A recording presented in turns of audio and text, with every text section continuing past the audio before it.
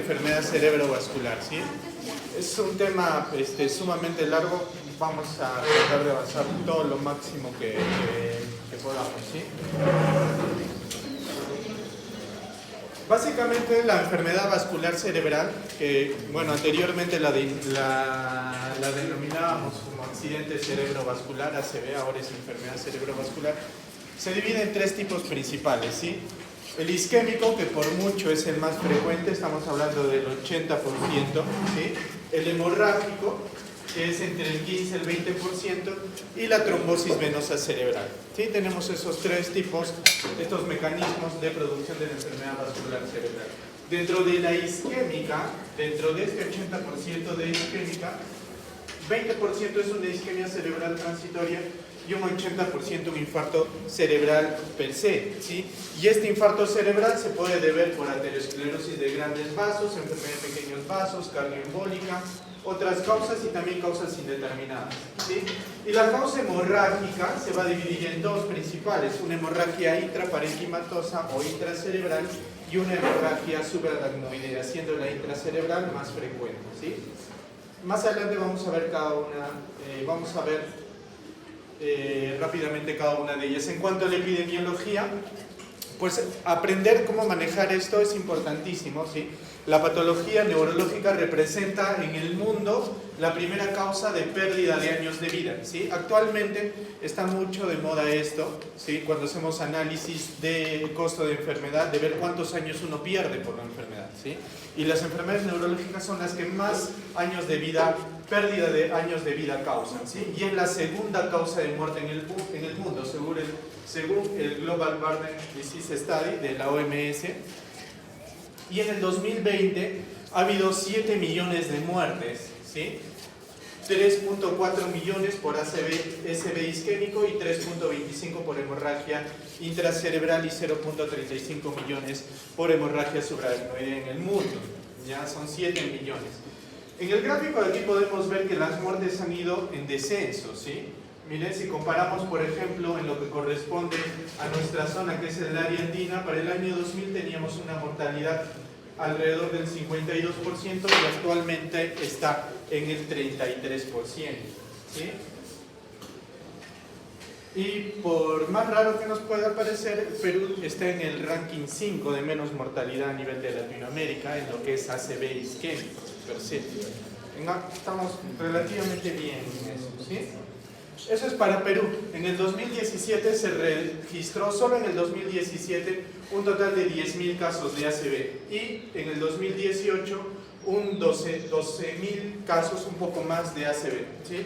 El INE cayó para el año 2013, se encontró que alrededor de 11.3% de todas las muertes registradas en los sistemas del SINADEP se debieron a enfermedad cerebrovascular, ¿sí?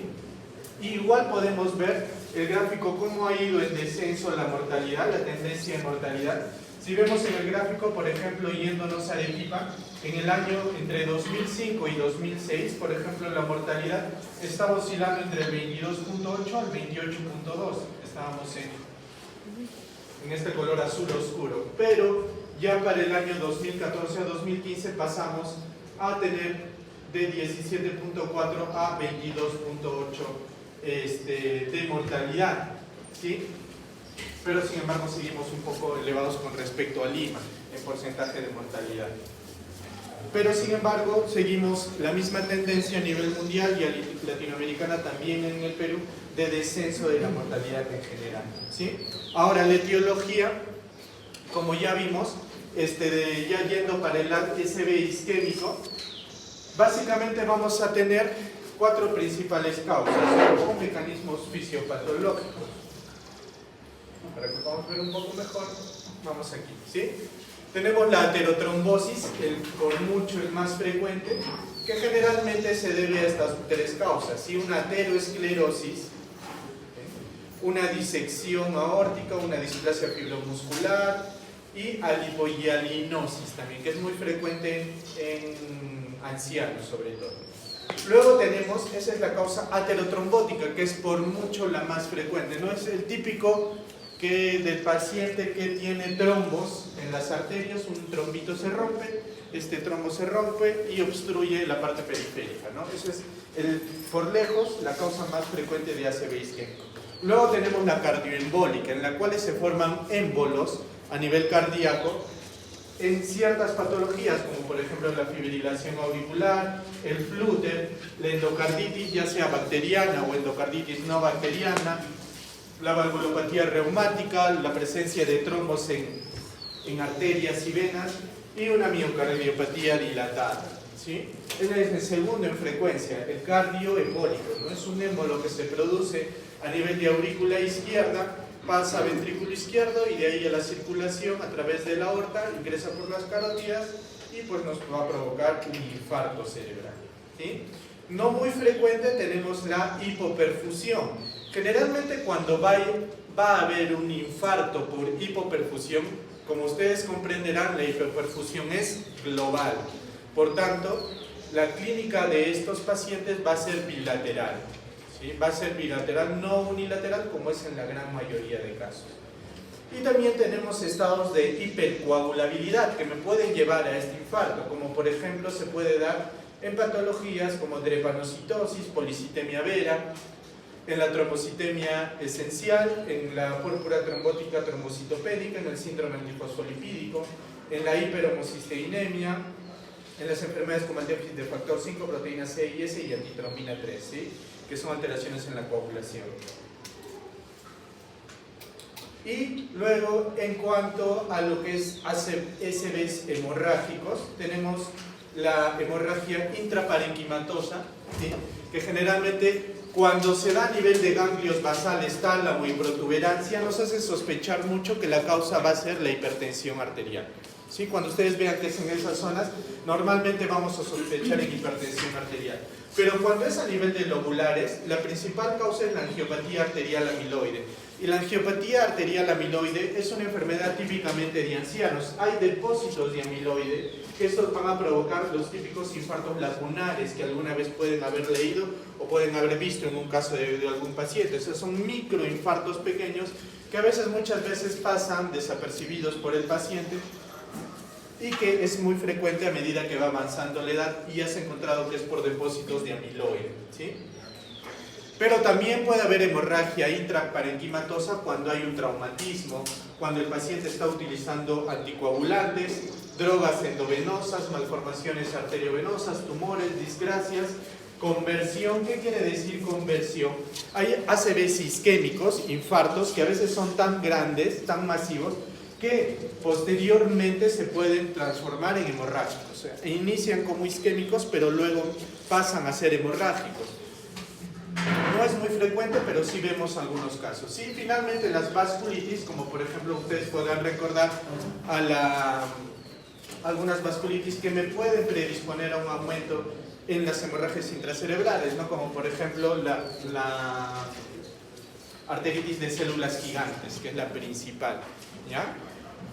La hemorragia subaracnoidea, que es otra forma de hemorragia, de enfermedad cerebrovascular hemorrágica, generalmente se debe, casi en todos los casos, la mayoría de casos, a rotura de un aneurisma, ¿sí? La rotura de un aneurisma, esa rotura de aneurisma va a salir la sangre a nivel de los espacios por donde transcurre el líquido cefalorraquídeo y va a producir los síntomas, ¿sí? Hay factores contribuyentes, o sea, hay ciertas condiciones clínicas en una persona que lo van a predisponer a la rotura de un aneurisma, ¿sí? O a la que se genere uno. Y se ha visto dentro de los principales la hipertensión arterial, el tabaquismo, el antecedente genético y las embolias sépticas, ¿no? Los famosos aneurismas micóticos. Y finalmente tenemos la trombosis del seno venoso cerebral. Esto generalmente se produce en un estado de hipercoagulabilidad. Como es muy frecuente ver esto en pacientes puérperas, ¿sí? En pacientes con cáncer, con trombofilias, después de trauma, inflamaciones, infecciones, pero sobre todo en puerperio. Es muy frecuente esto. Es una trombosis de la vena a nivel venoso, en el seno venoso cerebral, y que no es es un tipo de isquemia, pero puede presentar ambas características, ¿sí? Tanto isquémico como hemorrágico en el caso de una trombosis del seno venoso cerebral. Ahora, en cuanto a la anamnesis, ¿sí? En cuanto a la anamnesis, ¿qué debo preguntar? Generalmente tengo que preguntar por el primer síntoma, signo que me va a informar sobre cuál región encefálica esté afectada. O sea, cuál es lo primero con lo que debuta el paciente. Con lo que debuta el paciente me va a orientar más o menos a cuál puede ser el origen de esta enfermedad cerebrovascular. Luego tengo que preguntar por la forma de instauración o de progresión, por las alteraciones de la conciencia, si es brusca o progresiva. Generalmente una alteración de conciencia brusca la vamos a ver más frecuentemente en un SB hemorrágico. En cambio, una alteración de conciencia progresiva lo vemos más frecuentemente en un SB isquémico, ¿sí? Los síntomas o signos asociados, pues va a haber fiebre, cefalea, palpitaciones, movimientos anormales, etc. Va a haber factores desencadenantes como cambios posturales, maniobras de Valsalva, trauma cervical. También la presencia, hay que interrogar sobre factores de riesgo como la hipertensión, diabetes, arritmias, cardiopatías, dislipidemias, tabaquismo, obesidad, trastorno isquémico agudo previo o un SB previo, ¿sí?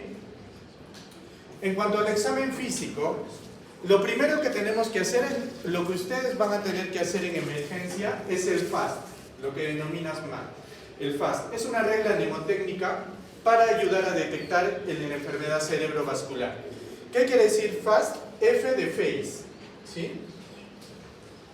Tenemos que pedirle a la persona que sonríe. Y si sonríe, tenemos que ver alguna asimetría facial, ¿sí? Es la F de face.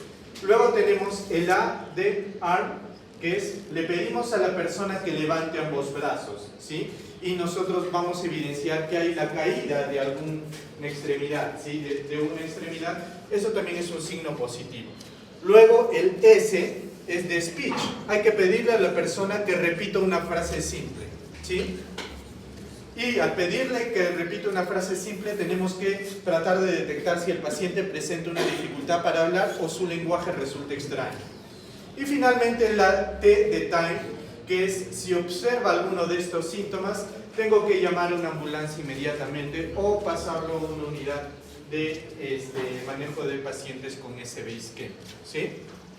Eso quiere decir FAST, acuérdense, F de face, A de arm, E de speech y T de time, ¿no? Entonces, si se les presenta un caso clínico, pues ustedes tienen que buscar alguna de estas cosas, ¿no? ¿Ya? La presencia de uno de ellos,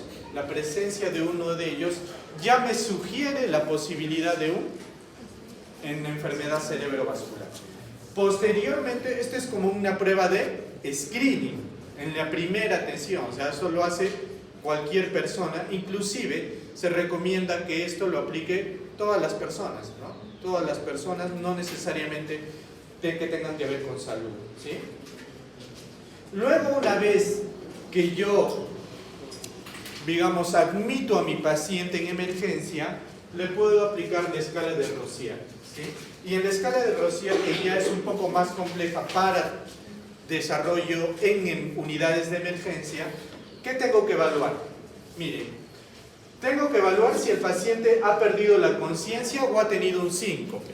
Asociado a ese FAST positivo, si el paciente ha presentado pérdida de conciencia, me da un puntaje de -1. Si el paciente me viene, digamos, yo lo examino con el FAST, pero tiene el antecedente de actividad convulsiva, o sea, convulsionó antes, también me da un puntaje de -1, ¿sí? Luego, ¿ha habido algún nuevo inicio de agudo o al despertar, ya sea de la pérdida de conciencia del síncope o despertar de la actividad convulsiva, se presenta alguno de estos? Debilidad facial, debilidad de un brazo, debilidad de la pierna, trastornos del habla o defecto del campo visual, me va a dar un puntaje de 1, ¿sí? Un puntaje de 1 en esta escala ya me sugiere el diagnóstico, me sugiere de manera clínica la posibilidad de que sea un SB. El puntaje de 1. Entonces, imagínense que de repente el paciente solamente tiene un puntaje de 1 porque tiene un trastorno del habla. El paciente no tiene asimetría facial, puede movilizar ambos brazos, pero tiene dificultad para hablar, no articula adecuadamente la palabra. Pero si el paciente ha tenido una actividad convulsiva previa, ¿cuánto será el puntaje? 1 por trastorno del habla y menos 1 por actividad convulsiva, el puntaje es 0. Por tanto, no es clínicamente sugestivo de una enfermedad cerebrovascular.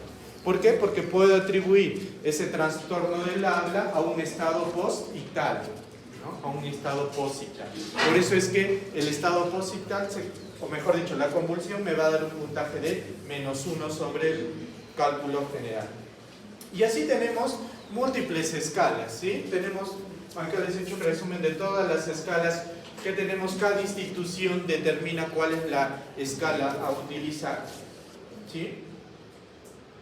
Y la que debemos aplicar obligatoriamente en todos los establecimientos, una vez ya definido el cuadro, que clínicamente, digamos, por el examen físico, por la anamnesis, por el examen físico y por un apoyo al diagnóstico, es muy sugestivo de un ACV, yo tengo que aplicar el NIS, ¿sí?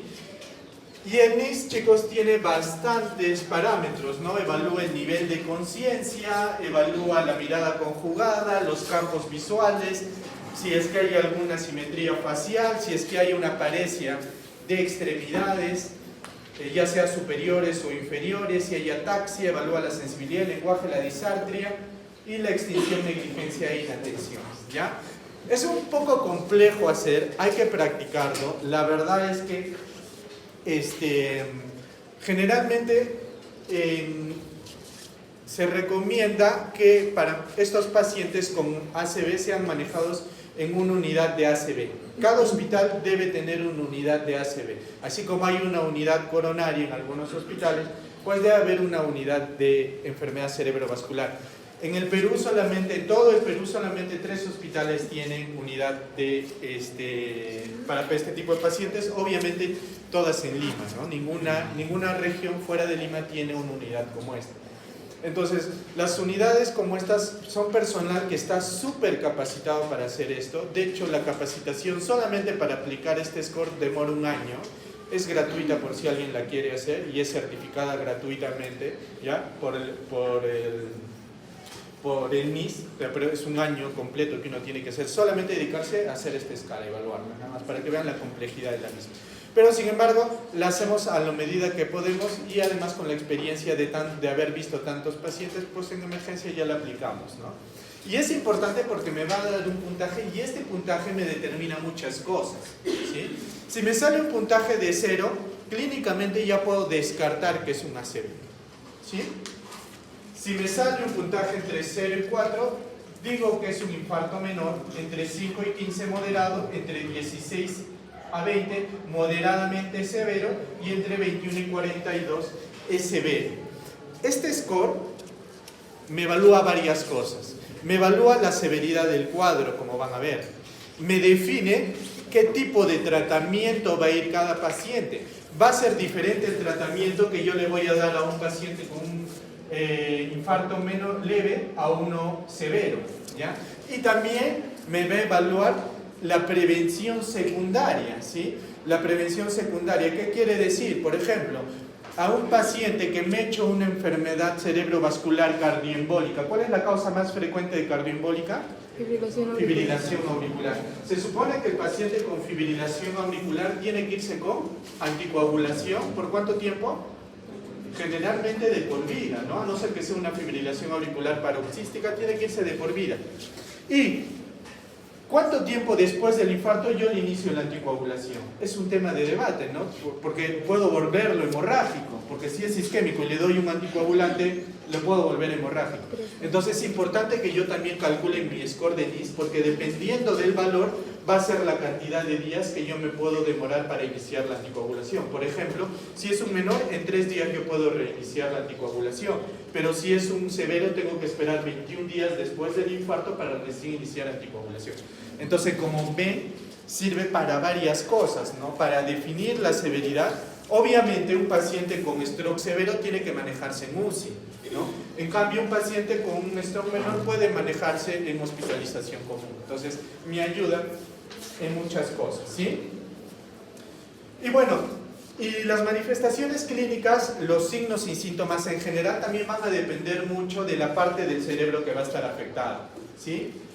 Pero sin embargo, Hay patrones, ahorita vamos a ver más adelante que hay ciertos patrones, a pesar de que los patrones me pueden decir, por ejemplo, ¿no? Un patrón de paresia, en mi paresia facio-brachiocrural me hace pensar mucho en que es una afectación de arteria cerebral media, por ejemplo, ¿no?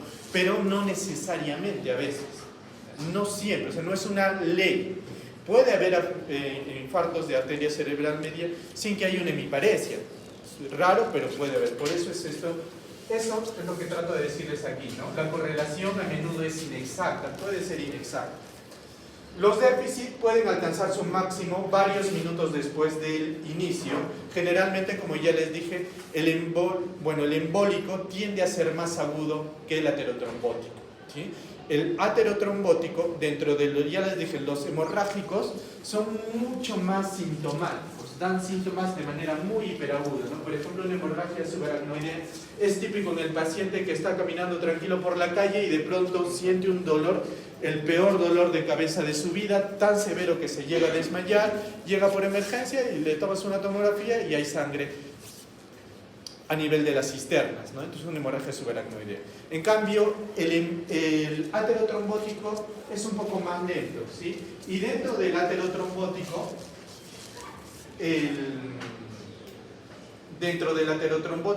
el embólico es más rápido, inclusive, que el embólico es mucho más rápido que el aterotrombótico, ¿sí? Generalmente el de fibrilación auricular va a dar síntomas más rápidamente, ¿sí? Menos frecuente es su progresión lenta, que generalmente vaya en 24 y 48 horas, que se denomina accidente cerebrovascular en evolución.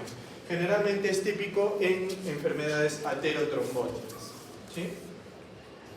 Ahí están los síndromes de accidente cerebrovascular. Ya no los vamos a leer todos, vamos a ver el más frecuente, por ejemplo, que es el de arteria cerebral media, ¿sí? ¿Cuál es la clínica de la arteria cerebral media? Hemiparesia contralateral, ¿no? Entonces, si el infarto es del lado derecho, la hemiparesia será del lado izquierdo, ¿sí? Generalmente es peor en el brazo y en el rostro contralateral que en la pierna. Puede haber disartria, puede haber hemianestesia, puede haber hemianopsia homónima, contralateral puede haber afasia siempre y cuando el hemisferio dominante esté afectado, va a haber apraxia, inatención sensitiva, cuando el hemisferio no dominante es el afectado. Pero, doctor, ¿obligatoriamente todo esto tiene que estar presente? No. Va a haber toda una mixtura de parámetros clínicos, ¿ya? Por eso es que esto solamente es orientativo, ¿ya? Igual esto, ¿no? El síndrome focal, por ejemplo, si ustedes ven que es un paciente que de pronto tiene una hemiparesia y dice que hay visión doble, se están afectando las vías oculomotoras, ¿sí? Si hay unas alteraciones del habla, pues será el hemisferio dominante, ¿no? Si tenemos un paciente que es diestro, ¿cuál será ese hemisferio dominante? El izquierdo. Entonces, si el paciente tiene alteraciones en el habla, pues sospechamos que el ACV sea ¿de qué lado? Izquierdo, en la mayoría de casos, ¿sí? Igual, si hay vértigo asociado a la enfermedad cerebrovascular, ¿qué sospechamos? Que la afectación sea cerebelosa, ¿no? En cuanto a las pruebas de laboratorio, no hay ninguna prueba de laboratorio que yo le tome a un paciente y me diga ACV, no existe, ¿no? No es como en el infarto cardíaco, ¿no? Que tomamos CPK-MB y troponinas y tú dices, sí, pues es un infarto, ¿no? En cambio en ACV no tenemos eso. Pero sí hay que hacer ciertos exámenes de manera obligatoria. En el contexto agudo, que tenemos que tomar una glicemia, un hemograma, un perfil de coagulación. Y ya de manera rutinaria, no de urgencia, un panel metabólico básico, ¿sí? El panel metabólico básico consiste en glucosa, electrolitos, calcio, creatinina y urea. Hay que pedir troponina, su perfil lipídico, una hemoglobina glicosilada y dependiendo de mi sospecha clínica, puedes pedir un ABCG, un PCR, hemocultivos, RPR, ANA, un perfil para síndrome antifosfolipídico, un VIH o un análisis toxicológico, ¿no? No obligatoriamente de rutina, sino dependiendo de mi sospecha clínica, ¿sí? Haré alguno de estos exámenes. El electrocardiograma, obviamente tengo que hacerle a todos los pacientes para descartar fibrilación auricular, flúter o alteraciones isquémicas asociadas, ¿sí? En cuanto al diagnóstico por imagen, que es el más importante, generalmente se debe hacer el TAC craneal sin contraste, ¿sí? Y acá hay una pregunta muy frecuente. ¿El TAC craneal sin contraste en el contexto de un infarto, de una enfermedad cerebrovascular, para qué se realiza?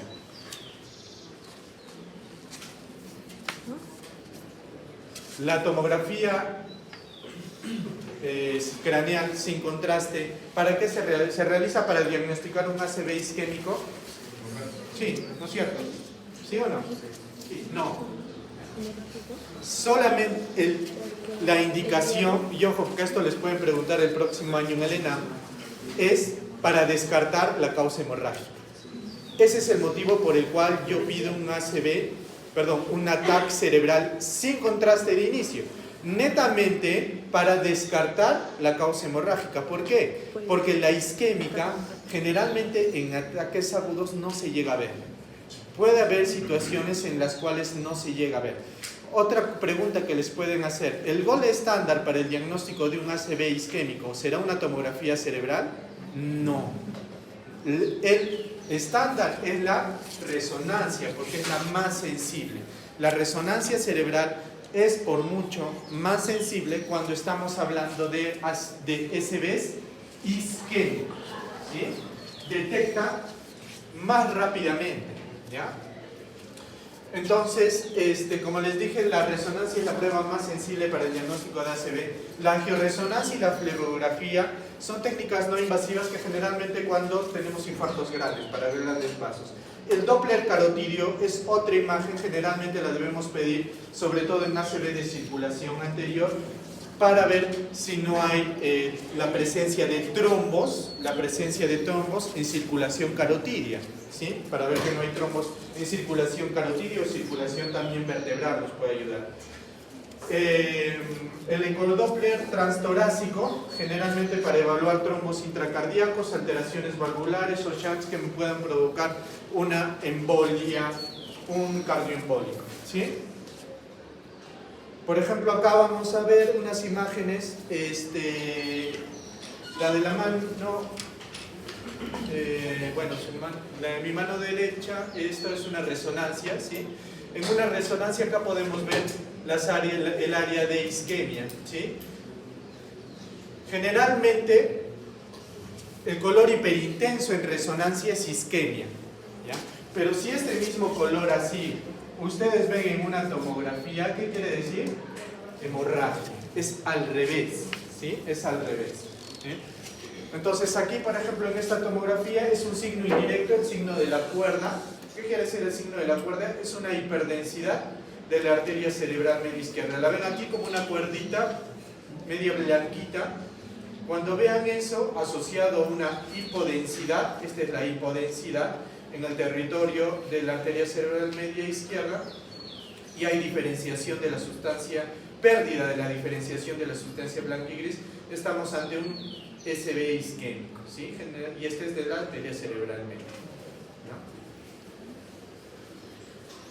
En cuanto a los procedimientos diagnósticos, tenemos la angiografía cerebral, que es el estudio definitivo para identificar malformaciones vasculares y si hay sospecha alta de hemorragia subaracnoidea, ¿sí? Yo sospecho que hay una hemorragia subaracnoidea por la presentación clínica del paciente, pero de repente le tomo una tomografía y no veo sangrado, pues puedo hacer una punción lumbar. La punción lumbar me puede ayudar a ver si es que hay una hemorragia subaracnoidea. ¿Por qué? Porque voy a ver la presencia de hematíes en la punción lumbar, ¿sí? Ahora sí, vamos a la parte terapéutica, ¿ya? Deben controlarse las funciones vitales, oximetría y telemetría continua. Tiene que haber control de la presión arterial, ¿sí?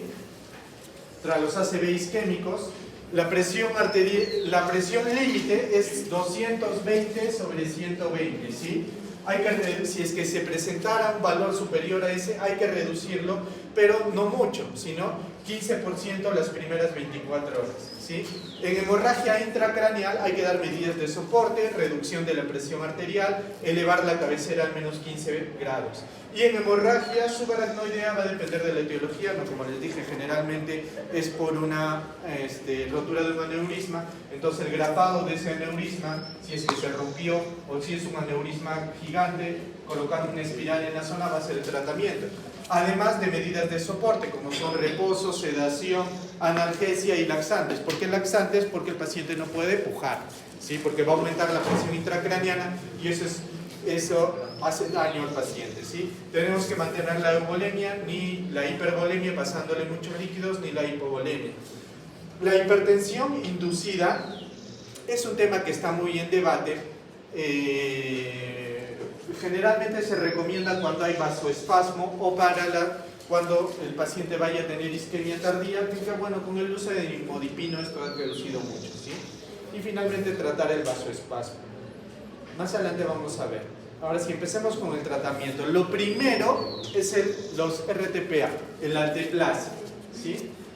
Todo paciente que nos llega con un ACV isquémico en un mundo ideal debería recibir alteplase, terapia fibrinolítica. Lamentablemente, ¿sí?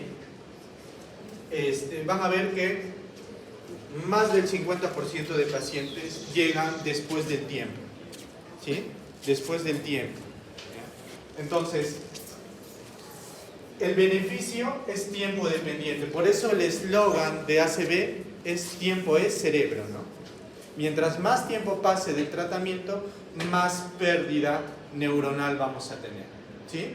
Entonces, debemos estar preparados para manejar los posibles efectos adversos graves que presenten los pacientes con el medicamento, que pueden ser sangrado o angiodema, ¿sí? Hay que sospechar el riesgo-beneficio, sobre todo cuando yo me excedo del tiempo. No debe retrasarse el inicio del tratamiento y no administrar aspirina ni anticoagulantes las 24 horas post-terapia. ¿Cómo lo damos? Aquí está. El alteplase lo vamos a dar a 0.9 miligramos por kilo de peso, ¿ya? Entonces, si yo tengo un paciente que, por ejemplo, me pesa 60 kilos, ¿cuánto le daré? 54 miligramos, ¿sí? 54 miligramos. ¿Y de cuánto viene la ampolla? De 50 miligramos, ¿no? Como está aquí, ¿ya? Máximo le daré 90 miligramos. O sea, si el paciente pesa 120, igual 90 miligramos. Hay que darla durante 60 minutos en infusión, pero el 10% lo doy en bolo en un minuto. Entonces, en el ejemplo que les dije que me salía 54 miligramos, le daré 5.4 miligramos en bolo en un minuto y luego el resto lo paso durante una hora, ¿sí? Obviamente durante esa hora el paciente tiene que estar monitorizado, ¿sí? ¿Cuándo se recomienda? ¿Cuándo tiene el mayor beneficio? En las primeras 3 horas, ¿sí? Pero también se puede dar hasta las 4.5 horas. Entonces, si en un examen les ponen ¿hasta cuánto tiempo yo puedo dar alteplase o terapia fibrinolítica? La respuesta será 4.5 horas, ¿sí? Hasta 4.5 horas, pero lo ideal para conseguir el mejor efecto es dar las primeras 3 horas, ¿sí? Ahora, hay una condición clínica en la cual yo podría darle después de esas 4.5 horas. ¿En qué casos? En los cuales yo tenga un paciente que tenga resonancia magnética y que en la resonancia magnética yo evidencie que la lesión es menor a 1/3 del territorio de la arteria cerebral media y no haya señales visibles de cambio en el FLAIR. El FLAIR son varias imágenes de la resonancia, ¿ya? La resonancia te da una imagen en T1, una imagen en T2, imágenes en FLAIR son diferentes, ¿ya? Si ustedes ven en FLAIR que no hay señales visibles de cambio, pues yo le puedo dar después de las 4.5, ¿sí? Pero la verdad de las cosas, chicos, es que he tenido la oportunidad de aplicar alteplase hasta 12 horas después de un ACV isquémico con bastante mejoría de los cuadros, hasta 12, pero la mayoría de protocolos te ponen el corte en 4.5, excepto en este tipo de casos, ¿sí? Ahora, si es que hay un infarto leve, ¿a qué denominamos infarto leve? Cuando el NIS me sale entre 0 y 4, ¿sí? Si tengo un infarto leve y además tiene síntomas leves pero incapacitantes y que sean elegibles y estén dentro de las 4.5 horas, se puede dar alteplase, ¿sí? Pero si tengo un paciente con infarto leve, tiene síntomas leves y estos no son incapacitantes, no es recomendable dar alteplase, ¿ya? Entonces, si ustedes, por ejemplo, les ponen un caso clínico, paciente de 45 años de edad que viene por emergencia, por presentar de manera brusca disminución de la fuerza brachiocrural derecha, ¿sí?, de 1 hora de evolución, la escala del DISC le sale en 0, el paciente puede hablar, se moviliza, camina, solo hay debilidad. ¿Se indica alteplase como terapia de primera línea? No, ¿ya? No. Solamente si es que los síntomas son incapacitantes. Es decir, el caso clínico les pone, por ejemplo, el paciente no puede caminar o el paciente no puede levantar el brazo. Ahí ya es incapacitante, sí está recomendado el uso de alteplase. Aquí están algunos de los criterios de inclusión y exclusión. Básicamente, ¿cuáles son los criterios de exclusión? O sea, pacientes que no pueden recibir alteplase están aquí detallados, ¿sí? Y eso lo dejamos para que lo revisen en casa. Otros fibrinolíticos que no sean alteplase. Por ejemplo, un estudio que fue el STEM IATNK, se vio el uso de tecneplase, que es otro fibrinolítico, y demostró mejores resultados versus alteplase, ¿sí?, pero en pacientes elegibles para trombectomía mecánica. Sin embargo, en el resto de grupos no ha mejorado tecneplase ser superior a alteplase, sino alteplase sigue siendo el de primera línea, ¿sí? La administración de fibrinogenizantes endovenosos o agentes endovenosos fibrinolíticos diferentes al alteplase o tecneplase no está recomendada, ¿ya? Solo tenemos esos dos, alteplase y tecneplase. Alteplase muy superior, excepto en pacientes que van a trombectomía. Y en trombectomía mecánica, generalmente, ¿en qué pacientes se recomienda o podemos hacer una trombectomía mecánica? Son los que están aquí, ¿sí? En el score MRS de 0,1 previo al infarto, ¿sí? ¿Qué es este score? Es el score de ranking, que es un score para ver la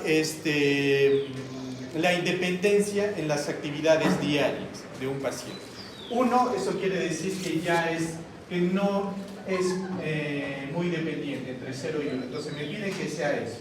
Que hay una obstrucción de la arteria carótida interna o arteria cerebral media en el segmento 1, ¿ya? Hay segmentos tomográficos, M1, M2, M3, eso ya lo deben haber visto en neurología, pero cuando es M1 va indicado para trombectomía. Que sea mayor de 18 años, que tenga un NIS mayor o igual a 6, NIS menores de 6 no está recomendado trombectomía mecánica. Que tenga un puntaje de ASPECT mayor a 6. El puntaje de ASPECT es un puntaje tomográfico. Me asigna un valor, un puntaje por cada zona afectada. La sumatoria de todas estas, si me sale más de 6, pues también puede ir a trombectomía. Y ser iniciado el tratamiento antes de las 6 horas del ACV. Si es después de las 6 horas del ACV, no está recomendado hacer trombectomía mecánica, ¿sí? Tratamiento antiplaquetario, ¿sí? Se recomienda la administración de aspirina luego de 24 a 48 horas de iniciado el evento. En pacientes trombolizados se debe retrasar 24 horas más, ¿sí? Generalmente damos de 160 a 300, en nuestro medio generalmente damos 300 miligramos de aspirina, ¿sí?, de inicio. En pacientes que presenten un infarto no cardioembólico y que no recibieron alteplase, o sea, un paciente que no fue a fibrinolisis, tiene que recibir doble terapia, aspirina más clopidogrel, ¿sí? Igual que un infarto, exactamente igual, ¿ya? Dentro de las 24 horas de inicio, y luego se puede dar hasta por 21 días. Estos medicamentos, los inhibidores de la GP2B3A, no está bien establecido. El ticagrelor no está recomendado sobre aspirina para el manejo de pacientes con infarto cerebral leve, y hay que recordar que la aspirina no sustituye el tratamiento con alteplase o trombectomía, ¿no? Pero, por ejemplo, muchas veces los que van a hacer su internado en el MINSA van a ver que tenemos pacientes con ACV isquémico que nos vienen pasado un día o día y medio después del ACV, ¿no? ¿Por qué? Porque pues el paciente estaba en el fin del mundo y pues hasta que lo traigan en burro, del burro en ambulancia, la ambulancia llega a un hospital, otro hospital, otro hospital, llega un día y medio después, ¿no? El paciente, ¿qué tenemos que hacer? Pues ya nada, no le puedes dar alteplase, simplemente darle aspirina y clopidogrel en estos casos, ¿sí? Pero si es un paciente que sí ha recibido fibrinolisis, ¿le daremos aspirina y clopidogrel? No, ¿ya? No le podemos dar. De hecho, el inicio de aspirina tengo que retrasarlo 24 horas después de que haya recibido la fibrinolisis, ¿ya? No vaya a ser que por ahí en el examen les pregunten, ¿no? Paciente, recibe alteplase más aspirina, ¿no? Y marquen esa como correcta. No, no puede recibir concomitantemente, ¿ya? ¿Por qué no puede recibir concomitantemente? Porque aumenta el riesgo de conversión hemorrágica del infarto, ¿ya? En cuanto a los anticoagulantes, no está bien establecida la utilidad de la anticoagulación urgente en pacientes, ¿sí? La seguridad y utilidad del uso de anticoagulación en periodos cortos no está bien establecida, tampoco está bien establecido el uso de los nuevos anticoagulantes orales, no está recomendada la anticoagulación urgente con la finalidad de prevenir infartos recurrentes, detener el empeoramiento neurológico, mejorar los resultados. La única indicación que tiene es cuando es trombosis del seno venoso. En trombosis del seno venoso sí está indicado anticoagulación plena, ¿sí? Ya sea con heparinas de bajo peso molecular o heparinas no fraccionadas. El tratamiento quirúrgico, ya vimos la trombectomía mecánica, pero sin embargo lo único que les puedo agregar aquí es la hemicraniectomía. Se ha visto que aumenta la supervivencia y puede mejorar la evolución en determinados pacientes, sobre todo cuando el infarto es masivo. Cuando tenemos un infarto grave, muy grande, el edema cerebral es extremadamente fuerte. En estos casos se puede recomendar la hemicraniectomía, ¿sí? Igual los infartos o los hematomas cerebelosos pueden causar compresión del tronco encefálico o hidrocefalia obstructiva y también podría justificar la hemicraniectomía, ya solamente en esos contextos clínicos, ¿ya? No vamos a estar trepanando a todos los pacientes con ACV, ya solamente a los que estén extremadamente severos, ¿sí? Lo que ya les dije, es obligatorio que todo hospital tenga una unidad de infarto cerebral agudo, es recomendable, se ha visto que mejora la sobrevida, lamentablemente en Arequipa ningún hospital tiene. Dar una vía aérea, respiración y oxigenación adecuadas. ¿Qué la recomendación de aquí? Mantener saturación mayor de 94%. No se recomienda dar oxígeno suplementario en pacientes no hipóxicos, ¿sí? No hay que dar oxígeno simplemente porque ya, solamente en pacientes que requieran. Mantener la saturación entre 94 y 98 es lo ideal. El oxígeno hiperbárico no está recomendado, ¿ya? Excepto cuando esté causado por un embolismo aéreo, ¿sí?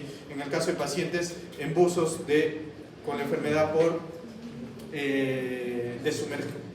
se sumergen y salen muy rápido, pues hay que usar oxígeno hiperbárico, ¿sí? La posición de la cabeza, ¿sí? El beneficio de mantener la cabeza a 0 grados no está bien definido, o sea, poner en 180 al paciente no está bien definido, pero la recomendación de 30 grados, que es lo que normalmente hacemos, tampoco no tiene mucha evidencia en realidad, lo hacemos más por una cuestión de costumbre. Sin embargo, en el edema cerebral, no ACV isquémico, en el edema cerebral sí está recomendado elevar la cabeza. Y como por ahí presuponemos que los ACV severos hacen edema cerebral, pues sí los ponemos con cabecera a 30 grados a la mayoría de pacientes, ¿sí? La presión arterial. Chicos, si por ahí les ponen una pregunta de un paciente con un SB isquémico y presión arterial de 160/100, ¿ustedes le bajarían la presión? No, yo estaría feliz de la vida. Yo diría, qué bueno, este paciente va a ir bien. ¿Por qué? Porque recuerden la presión de perfusión cerebral, ¿sí? La presión de perfusión cerebral es igual a la presión arterial media menos la presión intracerebral. En un ACV isquémico grande va a haber edema cerebral. El edema cerebral, ¿qué va a hacer? Va a aumentar la presión intracerebral. Si aumenta la presión intracerebral, ¿qué va a pasar con la presión de perfusión cerebral? Va a decaer, va a disminuir. Ese cerebro va a llegar a insuficiencia cerebral. ¿Y qué es lo que tendría que hacer para evitar eso? Pues que la presión arterial media suba, ¿no? Entonces, ¿cuál es el valor ideal del paciente? Una paz entre 140 y 180, ¿sí? ¿En qué paciente sí debo tratar la presión arterial? Cuando la presión arterial sea mayor a 220/120 y no recibieron alteplase, ¿sí? De hecho, en este estudio, realizado en Inglaterra, se vio que reducir 5 milímetros de mercurio de la diastólica y 10 milímetros de la sistólica, se asoció disminución del riesgo de un nuevo ACV en 34 y 28% respectivamente. O sea, no hay que disminuir mucho, basta disminuciones pequeñas de la presión para lograr buenos efectos, ¿sí? Como dice ahí, se recomienda mantener presiones menores a 180-105 las primeras 24 horas, pero pacientes que vayan a ir al Alteplase, pacientes que vayan a usar Alteplase, sí se recomienda no 220 sobre 120, sino 185-110 antes de iniciar terapia, por si acaso, ¿ya? En pacientes que vayan a utilizar Alteplase. La temperatura, hay que manejar la hipertermia. Si el paciente no puede hacer fiebre, porque la fiebre me va a aumentar la presión intracerebral. La hipotermia, que era una medida anteriormente usada para el edema cerebral, no está recomendado o no tiene mucha evidencia. La glicemia debe tratarse, la hipoglicemia es peligrosa, menos de 60, la hiperglicemia también. La hiperglicemia me contraindica el uso de Alteplase, una glicemia mayor de 200 me contraindica utilizar Alteplase. Debo manejar valores de glicemia entre 140 a 180, ¿sí? En cuanto a la disfagia, hay que tener mucho cuidado, chicos. Hay pacientes que puede ser que no tengan mucha debilidad en las extremidades y ustedes le dan de comer y al día siguiente está con una neumonía aspirativa. Porque siempre todo paciente con ACV tiene que evaluarle el reflejo nauseoso, porque hay algunos pacientes que pierden el reflejo, entonces pueden aspirarse. Estos pacientes en el cual tú, por ejemplo, le metes el bajalenguas, ya hasta casi llegar a la úvula y el paciente está como si nada, ese paciente ha hecho una parálisis, tiene que colocarle sonda nasogástrica. Tienes que colocarle sonda nasogástrica, ¿sí? Hay que evaluar eso. También se ha visto que es recomendado para disminuir el riesgo de neumonía enjuague con clorexidina, ¿sí? Hay ya el PerioAid, por ejemplo, el PerioAid, que es unos enjuagues bucales con clorexidina, que eso nos disminuye el riesgo de desarrollar neumonías asociadas a ACV. En cuanto a la nutrición, la dieta enteral se recomienda que debe iniciarse dentro de los primeros 7 días. No tenemos por qué dejar al paciente en NPO, ¿sí? Para pacientes con disfagia hay que darle la alimentación por sonda nasogástrica, y si el paciente ya va a estar más de 2-3 semanas, sigue sin reflejo nauseoso, ya tiene que ir a gastrostomía, que es simplemente hacerle un huequito así como a las vacas que por ahí les dan de comer, igualito, ¿ya? Si es que es más de 2 a 3 semanas, porque hay muchas complicaciones relacionadas con el uso de sonda nasogástrica por más de ese tiempo. Los suplementos nutricionales solamente van a ser razonables cuando hay desnutrición o riesgo de la misma sinona. Profilaxis de trombosis venosa profunda, el beneficio no está bien establecido, ¿sí? Lo único que se sabe es que no deben ponerse medias elásticas a los pacientes, está contraindicado. Es importante que detectemos, y es muy frecuente de hecho, la depresión asociada al ACV. La depresión asociada al ACV me complica los cuadros, tengo que hacerle un test de depresión postinfarto, y pacientes diagnosticados tengo que darle antidepresivos, siempre y cuando no estén contraindicados, no hay problema. En cuanto a otros, tengo que aplicarle el score de Braden para ver si es que no tiene riesgo para desarrollar enfermedad, úlceras por presión, úlceras por decúbito, ¿sí? Hay que eliminar la fracción de piel con movimientos regulares, buena higiene de la piel, colchones especiales. No está recomendado el uso profiláctico de antibióticos, tampoco está recomendado el uso profiláctico de sonda vesical, solo se utilizará si el paciente me hace el globo vesical. Si hay algunos pacientes que puedan hacer vejiga neurogénica secundaria al SB, hay que hacerlo. La rehabilitación, es recomendable la rehabilitación temprana. La rehabilitación es obligatoria iniciarla luego de las primeras 24 horas, ¿sí? Se recomienda que las primeras 24 horas no se movilice al paciente, pero luego de eso tengo que iniciarle rápidamente. El uso de fluoxetina y otros inhibidores de la recaptación de serotonina, que hasta el año 2000, antes del año 2012 se utilizaban con mucha frecuencia porque había estudios que demostraban que mejoraba la hemiparesis y las hemiplejías mejoraban mucho con el uso de IRS. Estudios posteriores han demostrado que al parecer no hay mucha evidencia, entonces no está bien establecido. Podría, en algunos establecimientos se usa, en otros no, ¿sí? Tratamiento de las complicaciones agudas, bueno, hay que tratar el edema cerebral, hay que tratar las convulsiones. En cuanto al edema cerebral, solamente llévense de mensaje que no se usa corticoides, ¿sí? para edema cerebral asociado a SB isquémico, no están recomendados los corticoides. Y en cuanto a las convulsiones, llévense el mensaje de que no está recomendado la terapia anticonvulsiva profiláctica. O sea, dar anticonvulsivos profilácticos, fenitoína, para que no convulsione, no está indicado, ¿ya? Solamente está indicado dar terapia si es que convulsiona, no dar terapia profiláctica, por si acaso, ¿sí? Y ya para terminar, en cuanto a la prevención secundaria, después de un ACV, ¿qué se recomienda? Controlar la presión arterial, los niveles de LDL debo reducirlos a la mitad o idealmente llegar a menos de 70 miligramos por decilitro, usar aspirina de manera permanente, fisioterapia, ergoterapia, logopedia, tiene que abandonar el tabaquismo. En cuanto a las estatinas, tenemos dos cosas, ¿sí? Si el paciente es menor de 75 y no tiene contraindicaciones para usar estatinas, le daréis estatinas de alta intensidad, ¿sí? ¿Se acuerdan lo que vimos en dislipidemias en las prácticas? Y pacientes de 75 años o más, o que tenga problemas de seguridad con el fármaco, se da estatinas de intensidad moderada, ¿no? Moderada, 10-20 de atorvastatina, 5-10 de rosuvastatina y 40-80 de pravastatina, ¿ya? Identificar y tratar el apnea obstructiva del sueño, si es que la tuviera el paciente, sobre todo en gorditos, y interrumpir el uso de anticonceptivos orales en pacientes que hayan estado utilizando anticonceptivos y hayan desarrollado un ictus. ¿Listo, chicos?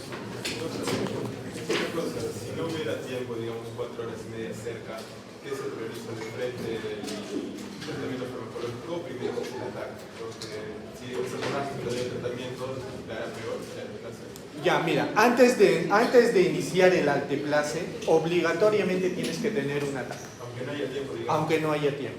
¿Ya? Es que, porque está contraindicando dar alteplase en hemorragia. Sí, claro. Entonces, digamos que estás ahí contra el tiempo, no puedes mandarte con el alteplase sin un estudio imaginológico y sin una glicemia. Esa es otra pregunta que les podrían hacer en algún examen. ¿Qué requisitos necesita un paciente para hacer fibrinolisis? 2. Descartar hemorragia y una glicemia menos de 200. El resto puede manejarse. Y 220 sobre 120. Menor, si está, la trato, la hago llegar a 185, 110, que ya es seguro para dar alteplase. ¿Ah? ¿Qué la trato? ¿Qué vamos a hacer? La betalol endovenoso. La betalol endovenoso es el de primera línea para manejo de hipertensión en SB y hemorragia. ¿Ya? Chicos, la lista, por favor, ¿quién la tiene?